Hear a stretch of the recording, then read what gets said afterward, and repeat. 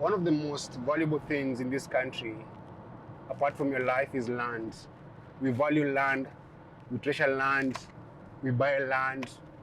And sometimes you buy land, and then out of the blues it gets stolen from you by people working in government or just land grabbers. Kenya is a land of thieves and land grabbers. And in recent years, land grabbing has become a common thing.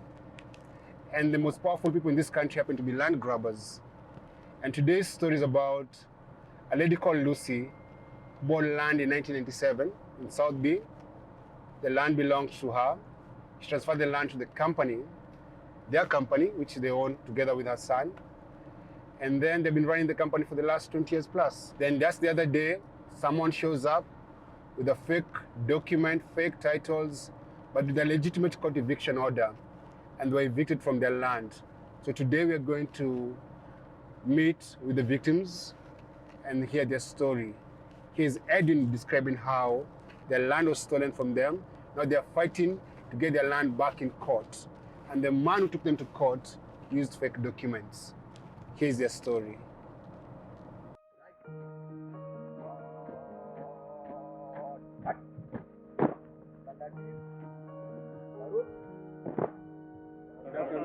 Afternoon, how are you? My name's Lucy Wachira. I'm born again. Born in Karatina, married in Nyeri. I'm in court simply because somebody just decided to steal our land and throw us out of our own house that we had purchased as a company. We purchased the land in September 1997. I'm holding a title of the land that we acquired from the government. We have been operating in that premises from September 1997 until 5th September 2022. Guys, you got to your karatasi. On September 2022, a contingent of policemen with some 50 men and a few more suited officers came to the premises. Problem. They told me, we have a court order, you are occupying somebody's house and you are supposed to be out. I said, it cannot be true because we have owned this house since 1997. And the policeman said, we are here to fulfill the purpose of the court and you have to get out. After a few moments, these men that were brought, the 50 of them, had gone to every room, throwing out things. They went to the kitchen, they started taking the milk, they started throwing things out, they ate the food that was there. The drama went on until 4 o'clock, and the policeman told me, Mama, you know what? We are sympathizing with you. After 5 o'clock, this gate is going to be closed, and everything will be completely locked inside. I had to look for a lorry to take the few things we could shelve. There was few things that were not broken. The few things that we thought would be of value to us. It is so sad that even after working so hard, I have to bring you to a place that no one can understand. This is now where we are working from, are people who are settled, a company that has worked very hard. But as you can see, this place has no comparison. This is not a company place. This is a place we have rented, but because we don't have any other alternative, I felt very bad. And not only to me, even to the 800 employees we have. They could not even understand what is happening. I just wish that something can be done that can help the weak in this nation. Because you cannot labor for something and somebody comes one day and says, this is my land.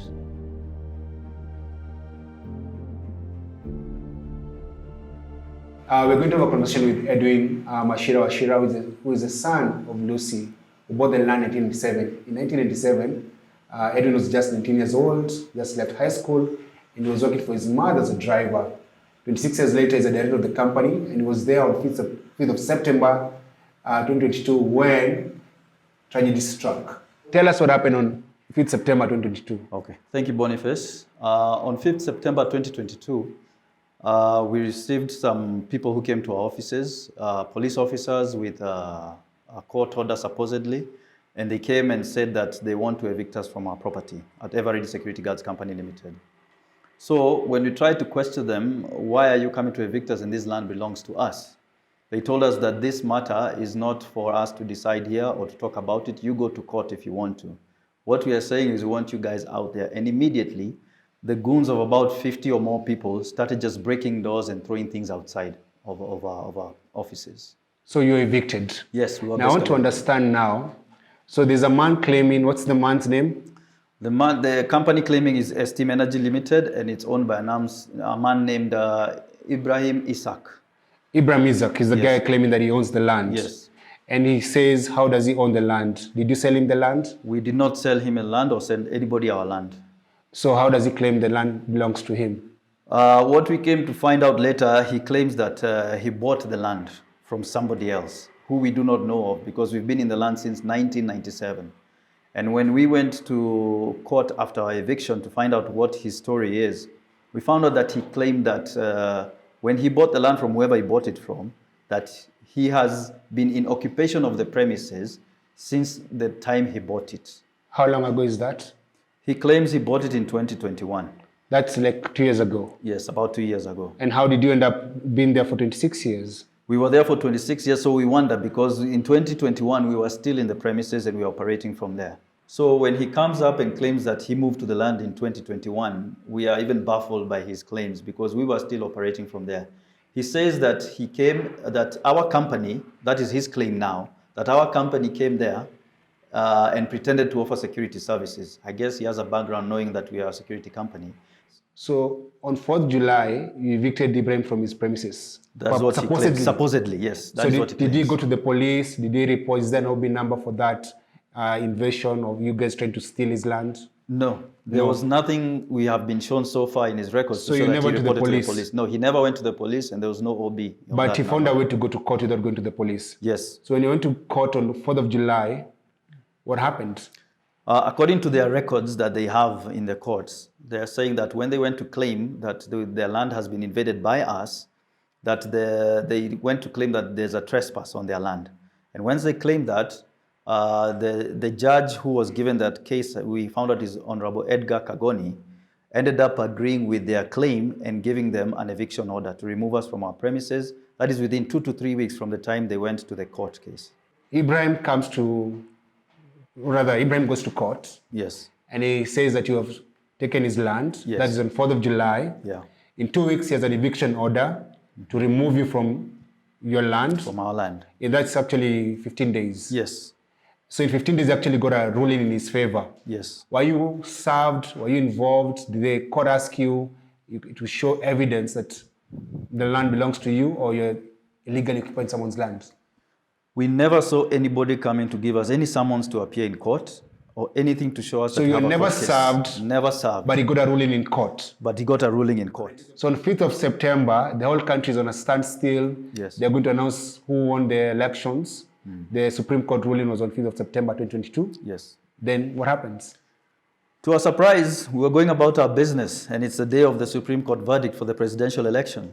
And funny thing, we're seeing all these police officers with goons coming forcefully like we're some type of criminals and entering the premises with so much force and forcing us to come out and showing us a court order from a company called Steam Energy Limited, claiming that they have been given an eviction order by Honorable Edgar Kagoni. You cannot be condemned and heard. So the rules of natural justice provide that the court must be sure that you have been served. And how do lawyers do this? We file what we call an affidavit of service. The affidavit of service will highlight when, where, and how you are served with the court documents. Once the court looks at that affidavit of service and it convinces itself that indeed you are properly served and you have failed to now come on record to respond to the case against you, then the matter can proceed in your absence. These are the files of our destroyed office. all papers that were, you can see like this one is an individual file, an employee file. These are the documents that were thrown out. They were not removing, they were throwing them out.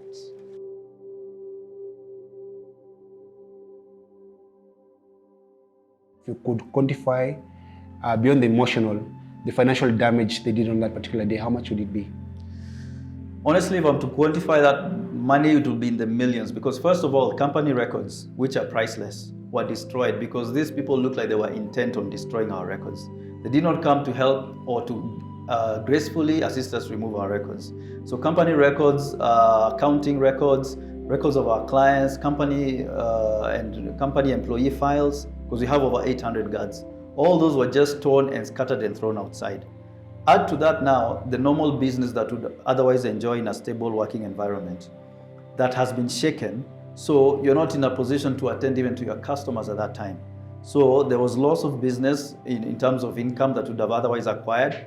People who were inquiring about our services at that point now, we could not do that. So it's in the, I would put in the hundreds of millions if it's possible. When the eviction was happening, you said the police were there. Yes. Did they try to stop the destruction of your documents or the forceful eviction? Because you can actually say, okay, we're serving you a court order, you have 3 hours to move out your things. Did they give you time to just gather anything and move them out? No, they didn't. Immediately they showed us the eviction order. The goons were already given a green light to go ahead and start breaking it down. So they stood back and just watched as the goons were, and every office they enter, some of them are grabbing things and walking outside. So they were stealing from you? Yeah, they were basically stealing from us. And they were stealing guarded by the police officers? Yes, the police officers were present. The police came from which police station? That was the Industrial Area Police Station. Did you try to talk to them and say, can you help us ensure that there's a bit of order in this eviction? Yes, we tried to talk to them to try and get them at least do things gracefully. These are company. Try not to destroy our records, try not to destroy our assets. But they were just, people were not very cooperative with us. We looked like we were the enemies. Like we looked like we were criminals. People can just come and pick a security uniform and just walk out with it. Someone puts your boots that you supply your guards with and they walk out with it. It is us who went to stand at the gate and try and stop them from coming out with those things. Were they violent? They tried to be, but nobody was actually physically hurt, but they were forceful in their manner. It is strange to find that the court would issue an order for destruction of property, for instance, in this case, without hearing the other side. Now, when a court order is issued, there's a judgment by Justice Lenaola on how evictions are to be done, especially with regards to contested property. There's a process that has to be followed. One of the things that the police have to go back to the court to verify that the order they have is legitimate, because there are many instances where fake court orders are processed. Eviction is not to be done in a manner that harms people or in a manner that destroys property, unless those orders actually provide for that for instance, a property needs to be brought down. When we get kicked out, we don't have an option. We have to see how to secure whatever we've been able to salvage. Mm-hmm. So what we did, we had to look for whatever place we could find to put our whatever we could able to save from destruction. And then we came and found some temporary structures and we put all our assets in there and the things we could only get, the files and everything. So from then on, since it was the day of the Supreme Court verdict, even trying to call our lawyers, they were not functioning. I think the courts were not even functioning. Everybody was focused on the Supreme Court verdict. So we had to wait till the next day. Next day, come in the morning, we were passing by the office on our way to see the lawyer. To our surprise, we find the house being demolished. Wow, that fast? That fast, the next day. And you know, in the order that we saw, they were given quiet possession of the property. So my question, even I always wonder. What does that mean? That means even if, let's say, for example, rightfully, if it is their property, yes, you come and inhabit your place. Yes. You don't come, you are not given orders to demolish a structure. So it makes me wonder, if we invaded your premises on the 4th of July, why is it after you've been given back possession, you're coming to destroy your own building? What sense does that have? So what do you do on 6th of September, right? 6th of September, we realize that's happening. Mm-hmm. So we realize we need to do what we need to do very fast because these guys are intent on doing something. And the signal we had that this might get bad is this happened to two pieces of land, our neighbor and ours. So it wasn't just the same ours. day? The same day. Your neighbor lost land the same way? Same way, same copy-paste of the same thing on the neighbor's land also. Whoa. It makes you wonder, did we all, both me and my neighbor, collude to go inhabit their land and remove them from their premises at the same time? See? So you go to court? So we rush to court, and then we say, we've been evicted from our premises illegally and unjustifiably, so we would like, and we found out that our premises is being demolished. We would like to safeguard our premises, and we would like to stop this process from happening. So when we rushed there, then we said that we need to stop the demolition. So the judge issued a status quo order, meaning things to remain as they are. And that was what we were given quickly. Once we were given that, we tried to rush to the police station to help them help us enforce this order. But when we went there, they said that, we need to get an order instructing them to assist us enforce this order. I asked them, so what do you need? You need an order saying OCS or OCPD enforce this order? Yeah. And they said, yeah, that's what you need to get. Okay. So we said, okay, we don't have time to go do that right now because these people are demolishing the house. Can you just assist us? So luckily what happened is our auditor knew someone who was in the media. Yeah. And the person came and went to the police station and told them our story, what it was, and he said he wants police escort to go to the premises to take pictures of videos. Yes. So at that point is when the police officers agreed to give this media guy an escort and also somehow to go and give this order to whoever was demolishing our building. Which he did. Which he did. That's on 6th of September. Yes, that's 6th of September. The demolition had reached where? They had started by removing the frames of the buildings. Yes. So all the window frames and all the windows were gone. All the partitions inside were gone. So all what was remaining was just a shell, like the outside walls and the roof. So that was what was going to go next. So now how is the house? Right now, it is as it stands right now. It's just a shell and a roof. And also, they stole our communication mast that also was there, which was what we used to offer our security services of backup alarms and radio communication. Whoa. So they took all those away. So what do you guys have now? You have a piece of paper? Now we just have something that we used to value called a title. That has no meaning, that somebody somewhere can just wake up and just decide to dispossess you of it with a signature and say that this is no longer yours. So this Ibrahim guy, yes, how powerful is he? Because it seems like for you to get, if you have the original title and Ibrahim has something that claims it's a title, yes, there's no way Ibrahim can actually, like titles, you can't get them in River Road. No. If you get them in River Road, you need the police to be involved, you need the judiciary, you need Ministry of Lands. How does one Ibrahim guy by himself is able to do all these things? That's what I beg to wonder, because how much power does someone have to wake up one morning and decide to come and enter your premises, kick you out, and not even care of the repercussions or the consequences of that? Does it mean then his piece of paper is more valuable than ours? His fake piece of paper, because I believe now you have the original title with you. We have the original title with us. Yeah. His fake piece of paper. And his piece of paper, if I may add, when our lawyer went to try and find out what was happening, he found that even some of the documents there in the affidavits were not signed in the court system.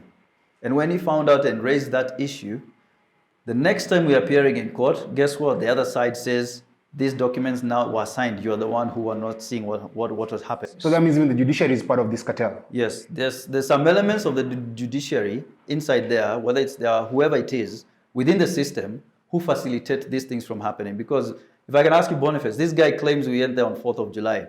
Within 2 weeks, he has an eviction order. We went to court trying to get our case to be heard. Right now, it's going to almost, 6, 7, 8 months? And still, we've been pushed till May 1st. So there's someone who is getting quick orders. Yes. And there's everybody else who has to basically get postponed. Yes. So that these people can be given time to do what it is they need to do to correct their mistakes in the courts.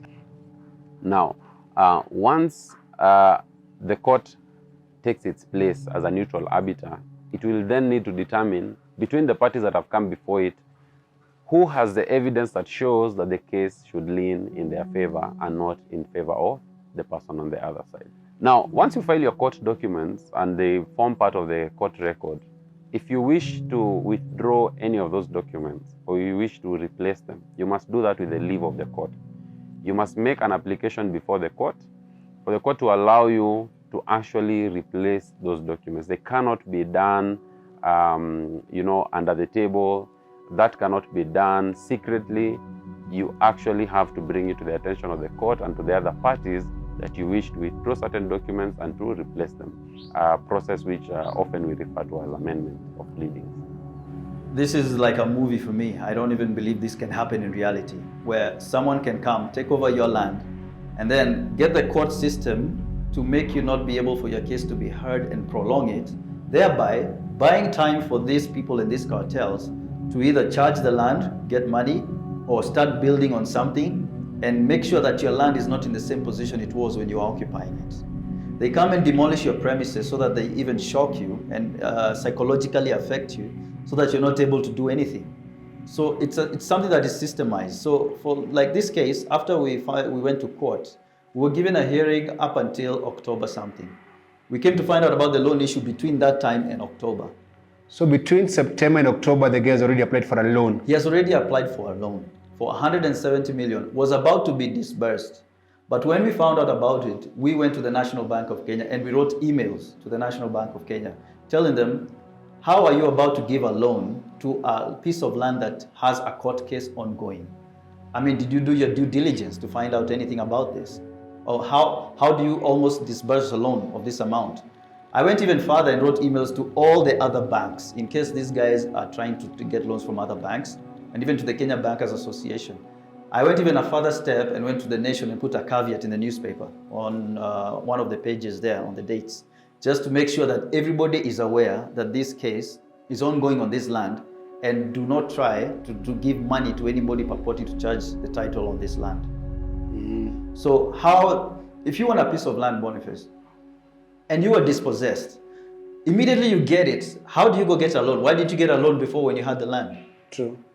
Why do you demolish the house if the house was yours and you've gotten it back? You lost it within 3 weeks. Yeah. So all of a sudden, you're demolishing the house, you're getting applying for a loan, getting 170 million. Was this your land in the first place? Have you met this Ibrahim man?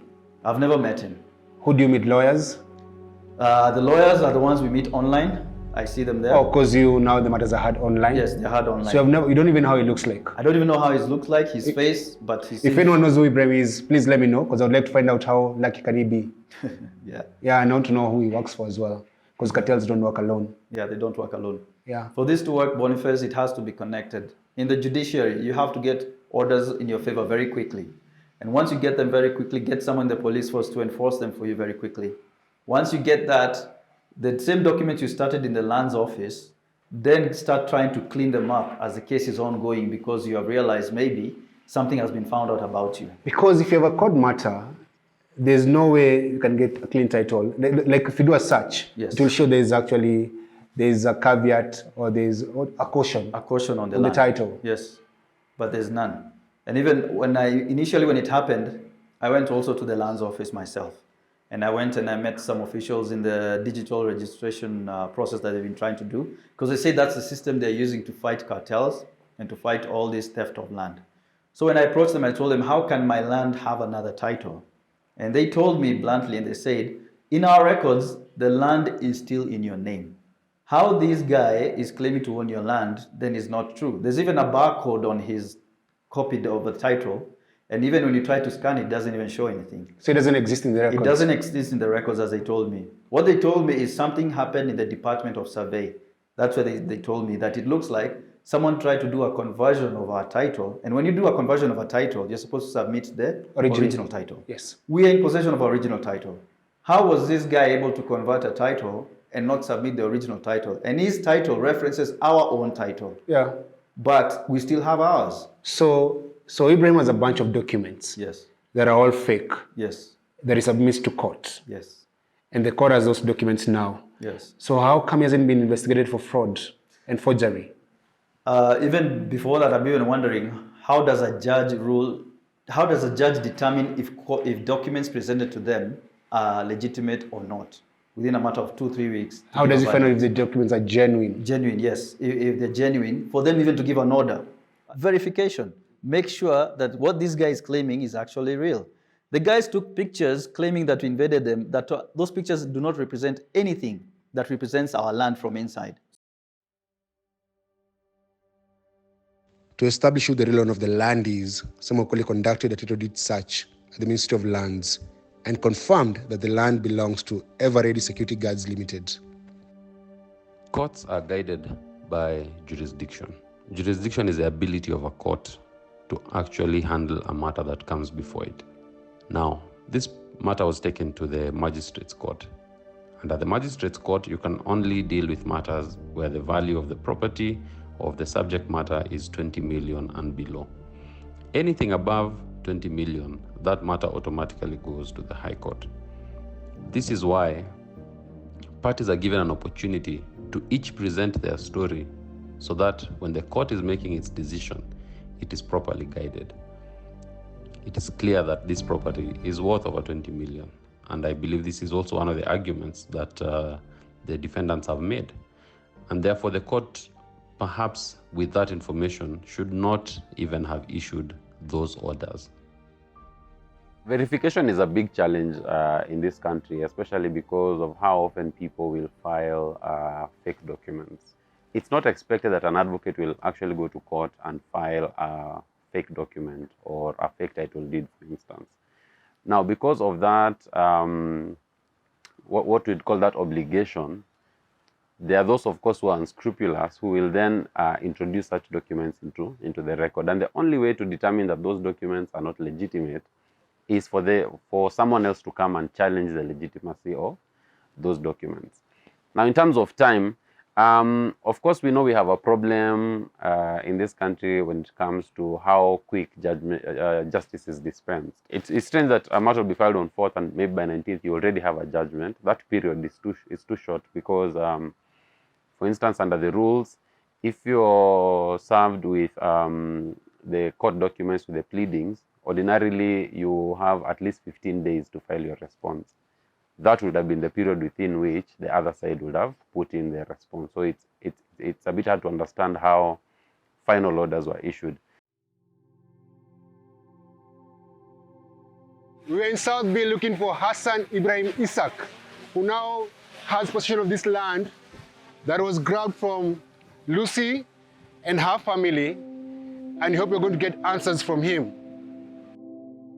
This was your gate. This was our gate. This was our entrance gate. This is where we did everything. Our whole office was here, our headquarters, our administration. The car is yours? This is not ours. So they're using it for whatever purpose they're doing. Mimi naitwa Boniface, huyo naitwa Edwin. Mbona mnaogopa bwana kama wakora? Simfungue gate. Yeye bwana wakora, basi fungua gate. Eh? Tunataka kujua wewe ni nani kwanza. Eh? Wewe ni Daudi, mimi naitwa Mwangi. Eh. Mbona mnaogopa bwana? Mko wengi na mnaogopa bwana. Wanaume hawafai kuogopa mchana. Eh? Yeah. Haya, lakini sasa unataka kufungua gate. Sasa nyinyi ndo mnachunga. Mko wanaume kama wangapi? 1 2 3, naona wanaume 4. Sisi tuko wanaume 2. Mnaogopa na nyinyi mnaweza tupiga vita. Fungueni tu tuangalie tu. Mwenyewe yuko. Are you the ones? Yes. But there were holes there, I think they covered them up. So they're trying to get inside. Eh?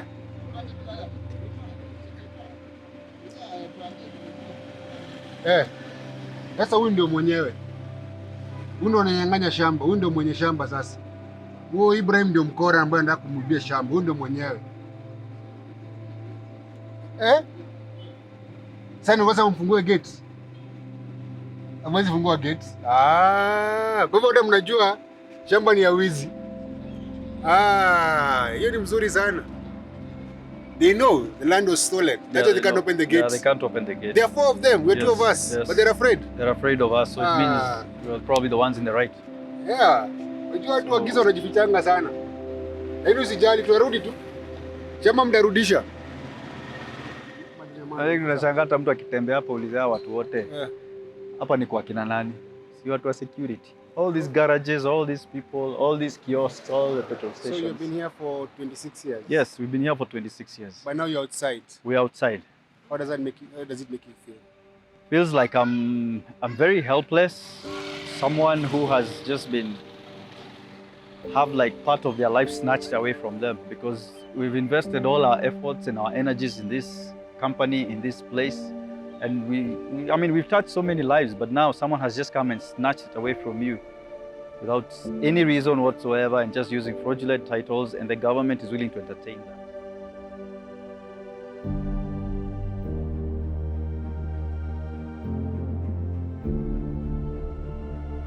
So we're back to the base, and we're here writing a letter to Hassan Ibrahim Isaac, who claims to own the land that belongs to Eveready Security Guards, asking when did he buy the land, who sold him the land, how much did he pay for it, and evidence of the payment that he did when he bought the land. And we hope that he's going to respond to us.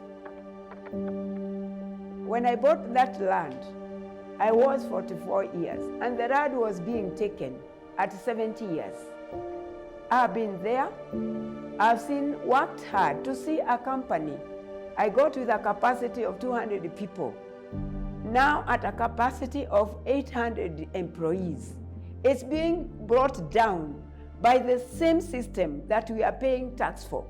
It's being brought down by people that work with the cartels in our government to bring down the hard work a normal Kenyan is working. I have worked for all those years. I paid loan to buy that house. I have sacrificed so much.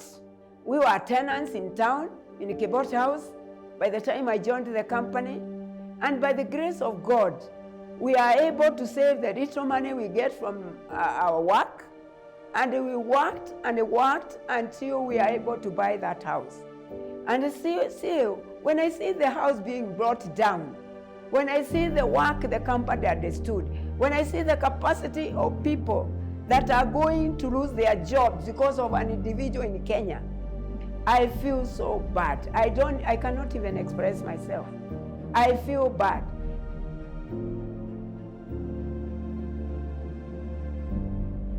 Our emails to Hassan Ibrahim Isaac of Esteem Energy and his lawyer went unanswered. No worries, we'll keep on fighting. Yes, we keep on fighting. And we need your help, and thank you for your show. And we're ready to support wherever we can. And guess what? You're my first guest. I feel so special. I've never done this before. I'm doing this for the first time, and it's going to be a journey that we're going to work together. We want your feedback, and we want you to share these stories with people that might help Edwin and his family get justice. And collectively, we can reclaim this country. We can fix this country. I believe we can fix this country. And we can fix it by telling our story. So let's start with your story. Share with us your story. Sema ukweli. Subscribe hapo chini. Asante.